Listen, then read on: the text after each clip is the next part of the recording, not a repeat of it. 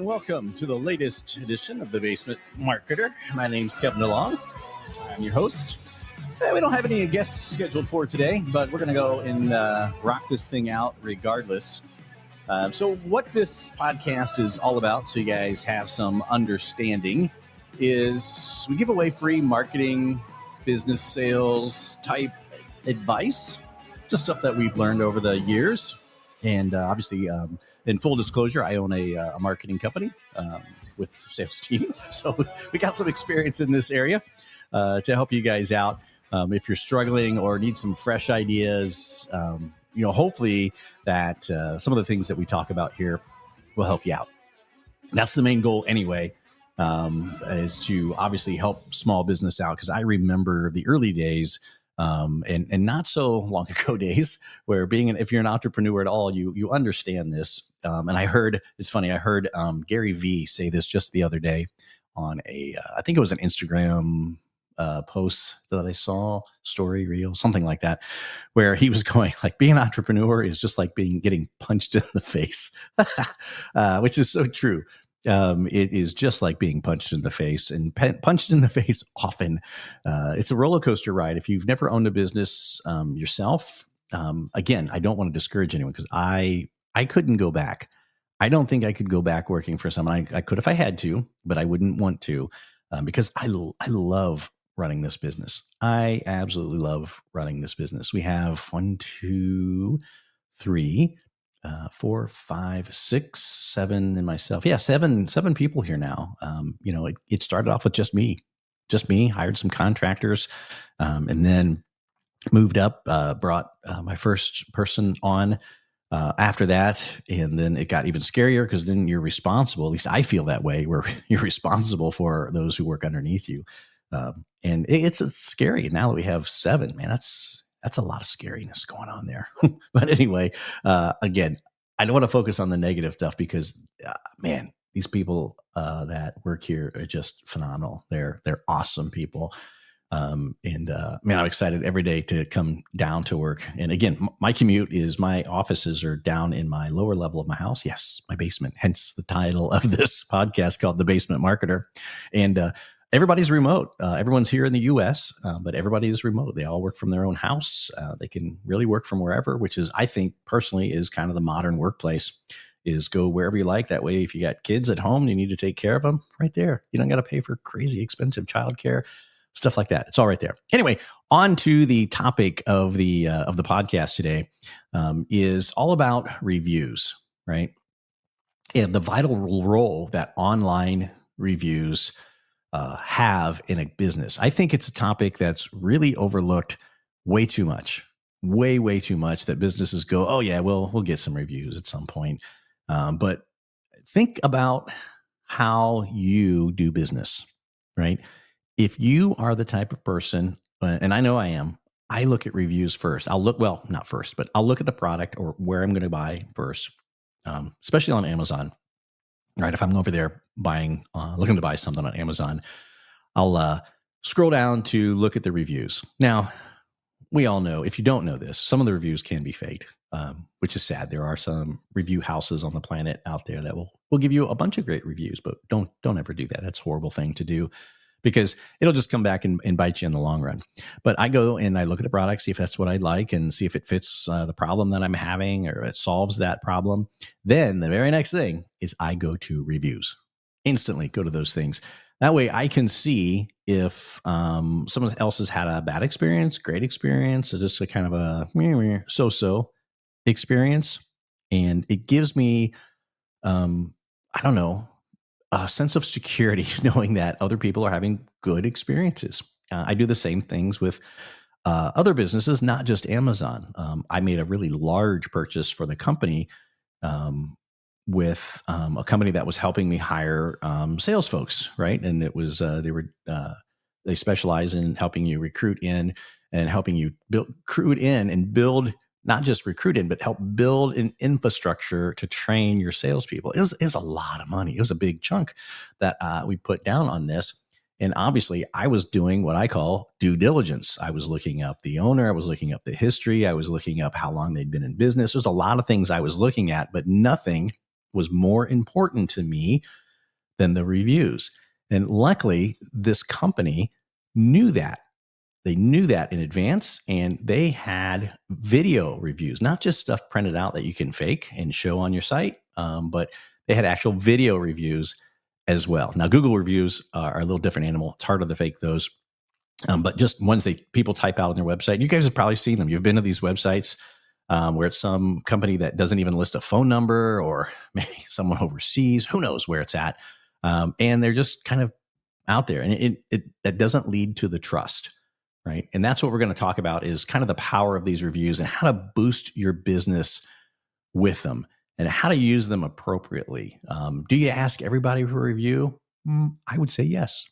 I would say absolutely yes. Now, if someone's calling you up and just complaining about everything that you do, and they just one of those people that hate life, you know who I'm talking about. If you're a business owner, everyone's encountered somebody who's not happy, so maybe not them that you don't want to do that with, but you want to get your successful customers there, and so we're going to talk about a little bit of how to ask for a review. Ugh, tongue twister.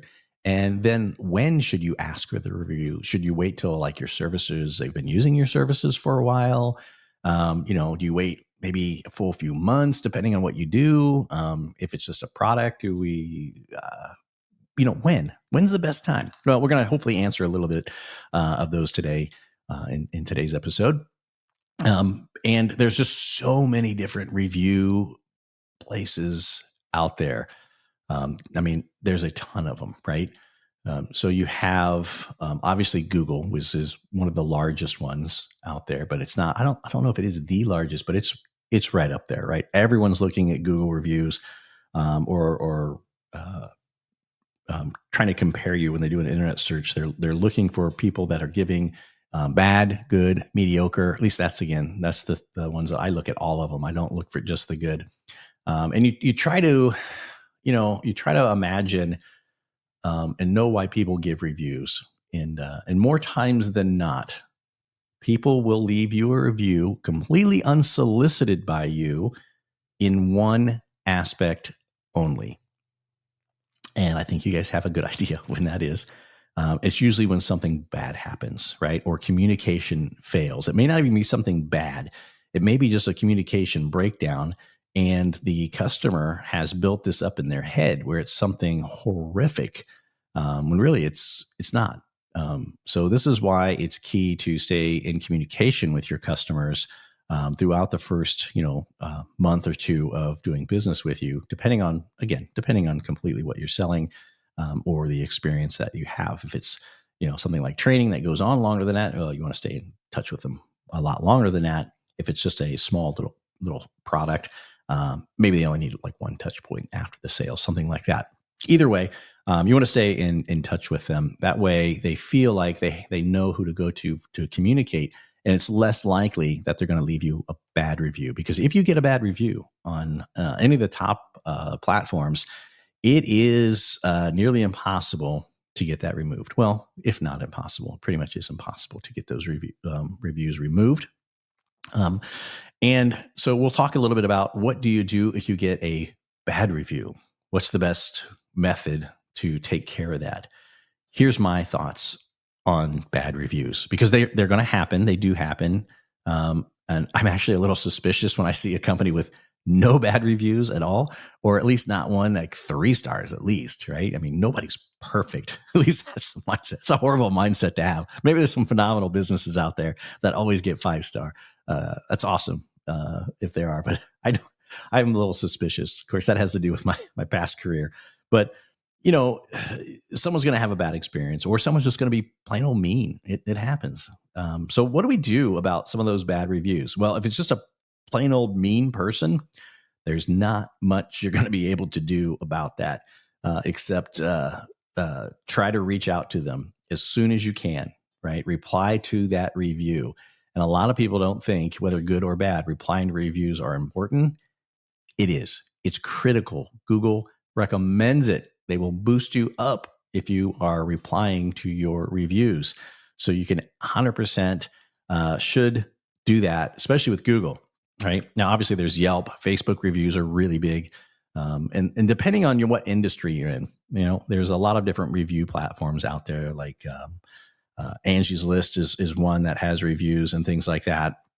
But those are kind of pay to play type services. So I want everybody to be aware fully of those types of services, even though I think maybe the reviews are legitimate there.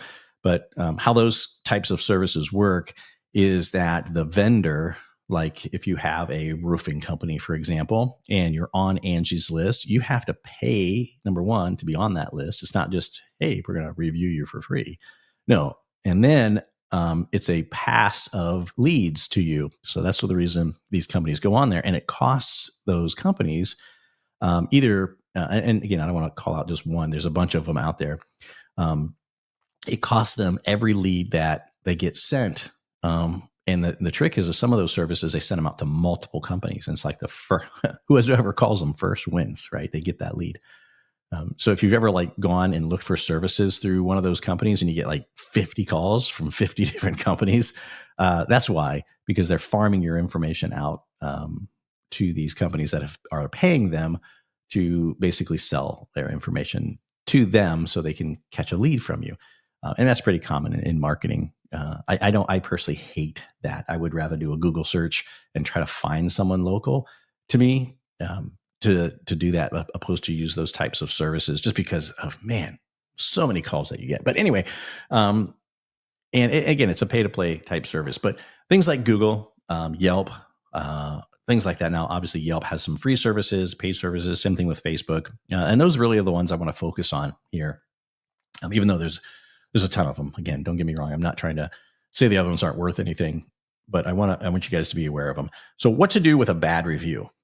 Right? The second you see it, you should be responding to it, giving the person a way to get a hold of you so you can get the problem corrected. It's like, hey, we're sorry you had a bad experience.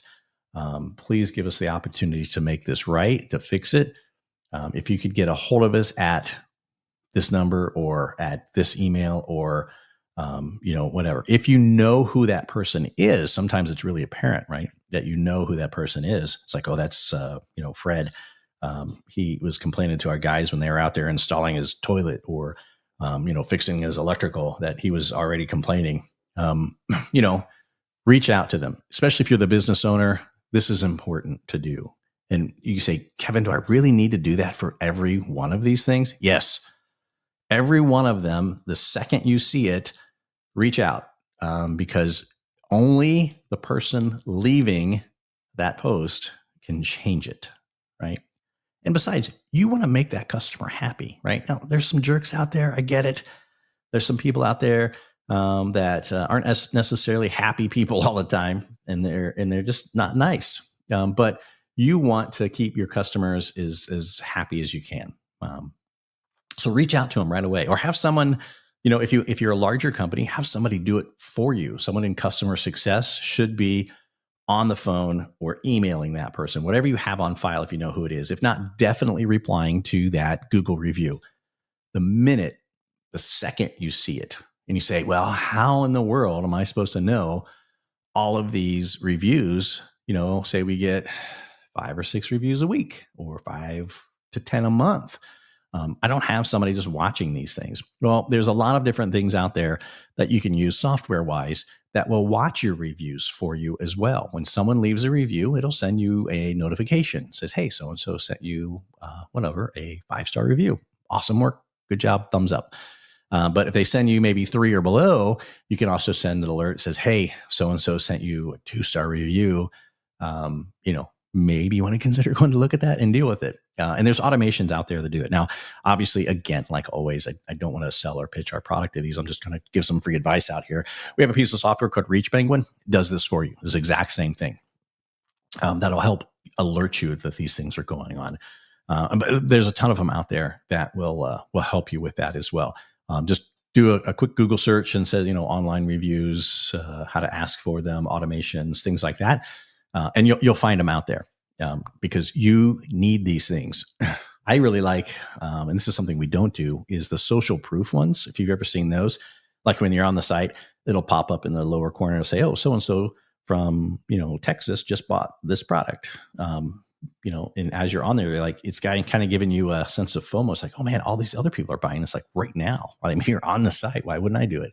It's a little tactic, but it's kind of neat how they do that. It has nothing to do with reviews, but I thought it was kind of neat how they did that. But so that's what I would do with bad reviews. Immediately reach out.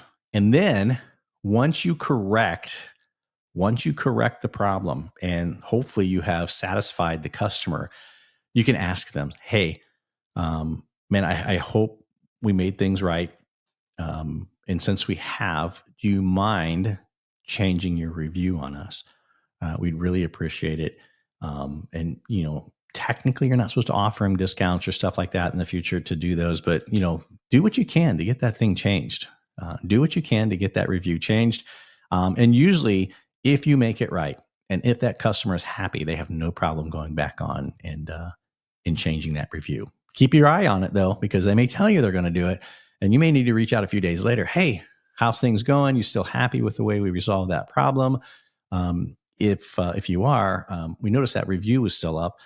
We were hoping maybe you could change that for us to reflect how happy you were. Talk about the bad experience that you did have with us. We don't want you to be dishonest, but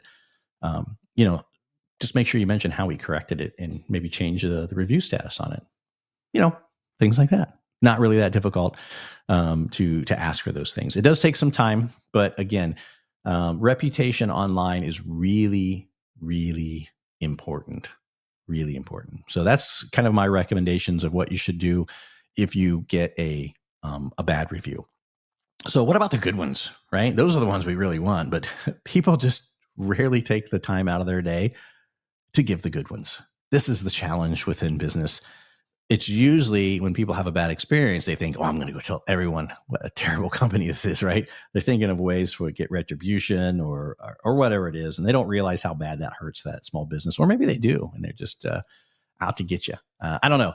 Either way, you want to go for the good ones. And it's like, how do you do that? Because there used to be rules in place saying, hey, we're not allowed to solicit reviews. We're not allowed to do this. There's a lot of rules in place. But Google, what I noticed the other day is I was on Google. I Googled my own business, which I do occasionally to make sure I'm still coming up in search and everything's working all nice in the way it should. Is I saw obviously on Google My Business, which is required for you to have if you're going to get online reviews from Google. Make sure you apply for that. It's real easy to do. Just do a Google search for Google My Business or Google My Business profile, and it'll walk you through on how to get that set up. Now, here's a couple tricks really quick, kind of sidestepping on this, is setting up your Google My Business is you cannot use a PO box. I know our primary, since we're remote, we don't have offices. We're remote. Everybody works remote. We have 3 of us here in Ohio. We have one in, Idaho, another one in Montana, another one in California now. And so, yeah, they're all over the place. And actually 4 in Ohio, sorry. And, I forgot all about, you have those people all scattered all over the place. So you got to make sure that you're using a real address to where you're located, right? So to where you're located, a physical address, no PO boxes. Google will not like that in the slightest. Some of the other companies' reviews are okay with that, but Google definitely not. Definitely not. Use a real address somewhere out there, so that you have a physical address for when you go and set that up. So that's an important one. But something I did notice is now Google will give you a direct link in there to review it. Hey, old man. Hey, thanks for popping in the show, man. I really appreciate it. And you can, thanks. I'm not sure what that means, what you just did there. It says engagement of something. I'm fairly new to the podcast thing, as you know, so I appreciate it. And when you're setting that all up, Google now says, hey, you can send people this review link for your business. So now they allow you to send it directly to your customers. I would use the living bejesus out of that thing. And you say, well, Kevin, we get a lot of customers every day. What are we supposed to do about this? And how do we do that? Again, there's software out there that will help you in this process, because reviews, again, are vital to online business and to business in general. Because if you're looking someone up and they've gotten crap reviews, you're not going to be too keen maybe on doing business with them, or you're going to think, oh man, Fred here said that he got ripped off, and then Sally said that she didn't have a great experience and that they were really rude to her. Man, and maybe that company only has those 2 bad reviews, but maybe they've had 50 phenomenal experiences that people will never know about because that company didn't go out and collect those reviews. This is why it's critical, because you have to combat the negative aspect online. Because like I said, people are more likely to leave you a negative review when they have a bad experience than the customers when they have just phenomenal, fantastic experiences. They're not going to come back and leave a positive review. It's highly unlikely. It does happen, but it's unlikely. And the ones that you see getting a lot of good reviews is because these companies are soliciting, they're asking, hey, tell me about your experience. Was it great? Could you leave me a quick review? Here's the link. Send them a link, right? Our software will send a link either in text message or email. And I'm pretty sure the other ones will also.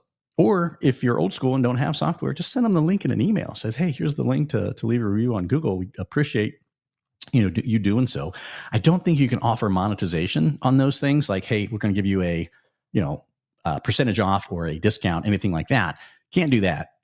But you do. But you can ask for the review now. So, which is really nice. Google provides the direct link to you.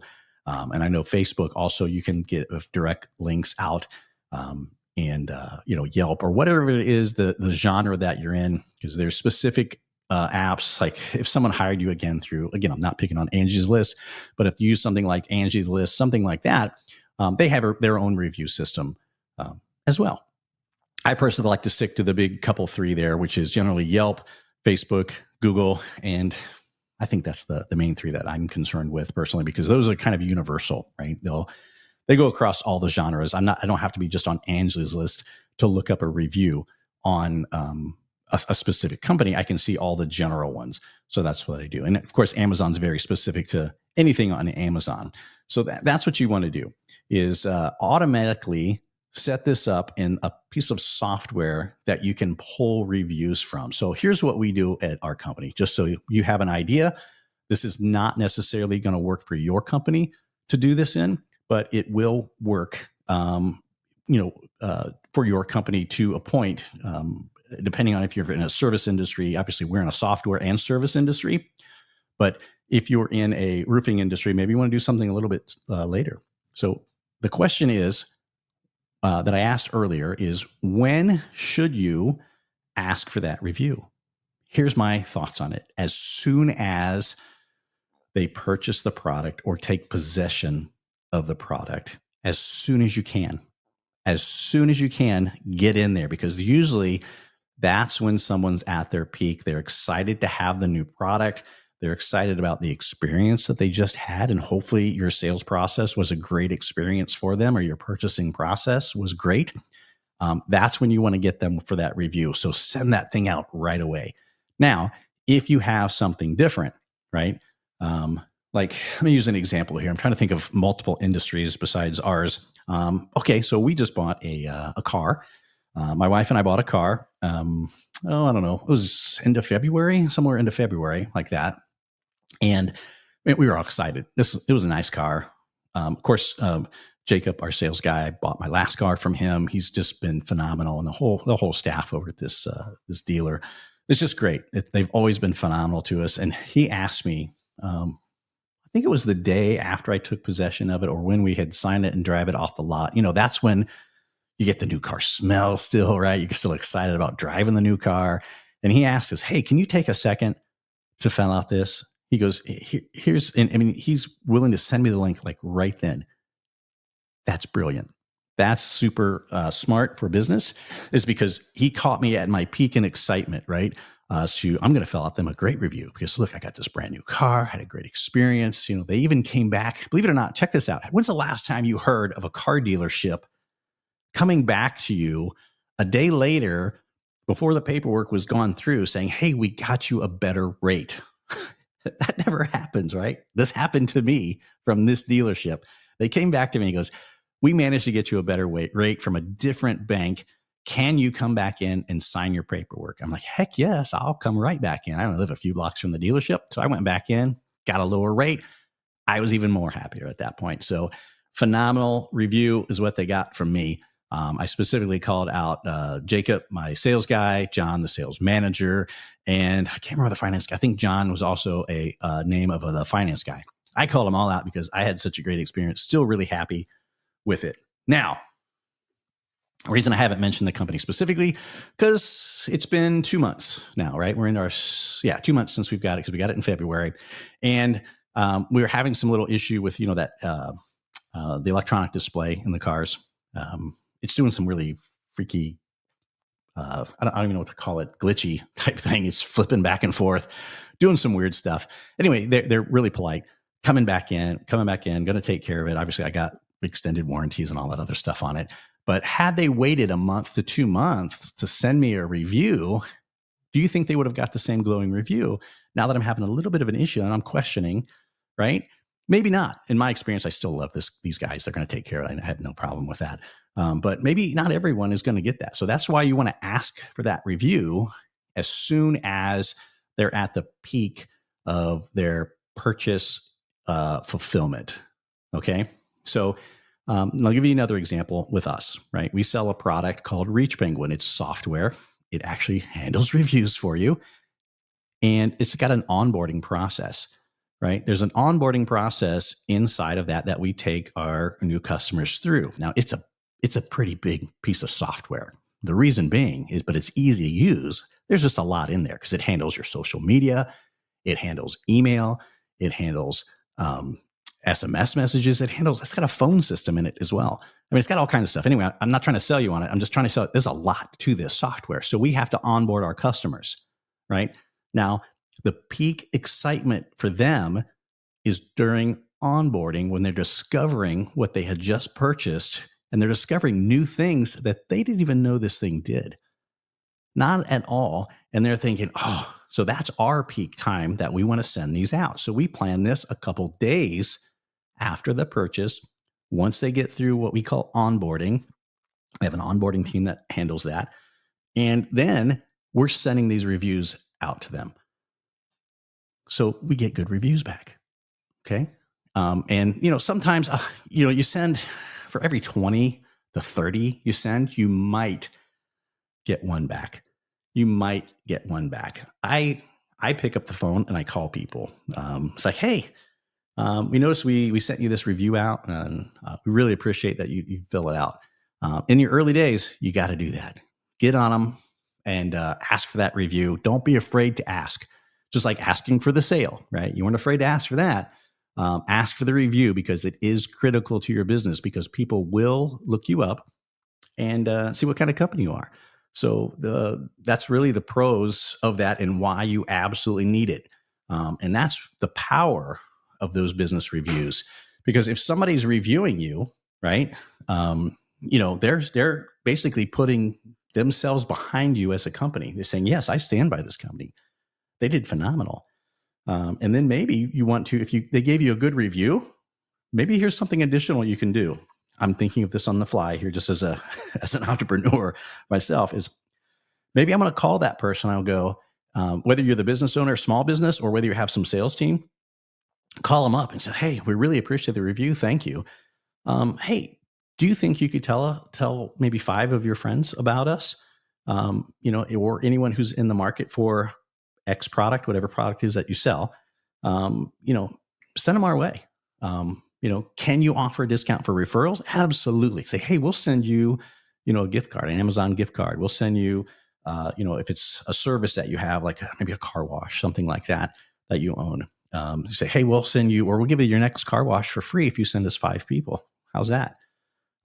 People are going nuts for that kind of stuff. So that's referral, which is a completely different topic from what I'm talking about reviews, but you can use the reviews to generate that, because people are happy. When they're happy, giving you great reviews, That's when you're trying to get referrals as well. Anyway, that's a whole nother strategy that we'll talk about in another episode.